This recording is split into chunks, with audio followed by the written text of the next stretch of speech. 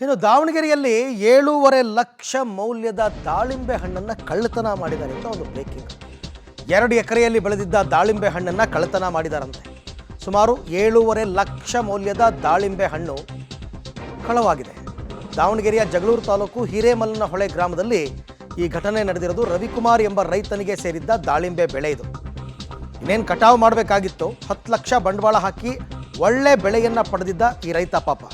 ಆದರೆ ರಾತ್ರೋರಾತ್ರಿ ಜಮೀನಿಗೆ ನುಗ್ಗಿದ ಕಳ್ಳರು ಈ ಕೃತ್ಯವನ್ನು ಎಸಗಿದ್ದಾರೆ. ಬಟ್ ಈ ಥರ ಎಲ್ಲ ದಾಳಿಂಬೆ ಅಂತ ಬೆಳೆಗಳನ್ನ ಬೆಳೆದಾಗ ಕಾವಲಿಗೆ ಅಂತ ಇರ್ತಾರಪ್ಪ, ಅದನ್ನು ಭದ್ರತೆ ಮಾಡ್ಕೊಳ್ಳೇಬೇಕು ಅವರು. ನಿಮಗೆ ಕಾವಲು ಕಾಯಕ್ಕೂ ಯಾರೂ ಇಲ್ಲ, ಏನೂ ಭದ್ರತೆಯನ್ನು ಮಾಡ್ಕೊಂಡಿಲ್ಲ ಅಂತಂದಾಗ ಈ ಥರದ್ದು ಆಗುತ್ತೆ.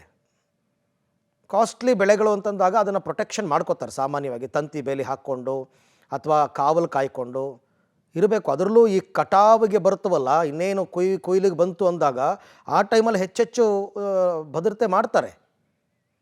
ನೀವೇನೂ ಮಾಡಿಲ್ಲ ಅಂದಿದ್ದಕ್ಕೇ ಯಾರೋ ಗೊತ್ತಿರೋರೇ ನೋಡಿಕೊಂಡು ಬಂದು ಈ ಥರ ಕಳ್ತನ ಮಾಡ್ಕೊಂಡು ಹೋಗಿದ್ದಾರೆ. 7.5 ಲಕ್ಷ ಮೌಲ್ಯದ್ದು. ನಮ್ಮದು 2 ಎಕರೆ ಜಮೀನಿದೆ. M4/7 ದಾಳಿಂಬೆ ಹಾಕಿ ನಾನೀಗ ಹಣ್ಣಿಗೆ ಬಿಟ್ಟು ಈಗ 6 ತುಂಬಿ 7ನೇ ತಿಂಗಳು ಬಿದ್ದಿದೆ. ಹಣ್ಣು ನಾಳೆ ಕೊಡ್ಲಿಕ್ಕೆ ಅಂತಿದ್ವಿ. ಇವತ್ತು ನೈಟ್ ಬಂದು ರಾತ್ರಿ 750 ಸಸಿಗೆ 500 ಸಸಿಗಳದ್ದು ಹಣ್ಣು ಅಂದರೆ ಒಂದು ಸಸಿಯಲ್ಲಿ ಕಡಿಮೆ ಅಂದರೂ ಕೂಡ 20 ಕೆಜಿ ಹಣ್ಣಿತ್ತು. ನಾನು ನಿನ್ನೆ ಸಂಜೆ ವ್ಯಾಪಾರಕ್ಕೆ ಗಾಲೆ ಕೊಟ್ಟಿದ್ದೆ, 110 ರಂಗೆ ಕೊಟ್ಟಿದ್ದೆ. ಅವರು ಯಾರು ತಿಳಿದಾರೆ ಏನೋ ನಮಗೆ ಗೊತ್ತಿಲ್ಲ, ಏನಿಲ್ಲ. ಅಂತೂ ಬಂದು ಒಂದು ಕಂಪ್ಲೇಂಟ್ ಕೊಡಬೇಕು ಮತ್ತು ಬೆಳೆ ವಿಮೆ ಮಾಡಿಸ್ಬೇಕು ಅನ್ನೋದು ಇದೇ ಕಾರಣಕ್ಕೋಸ್ಕರ. ಇನ್ಶೂರೆನ್ಸ್ ಆದರೂ ಕ್ಲೈಮ್ ಮಾಡ್ಕೋಬಹುದಾಗಿತ್ತು.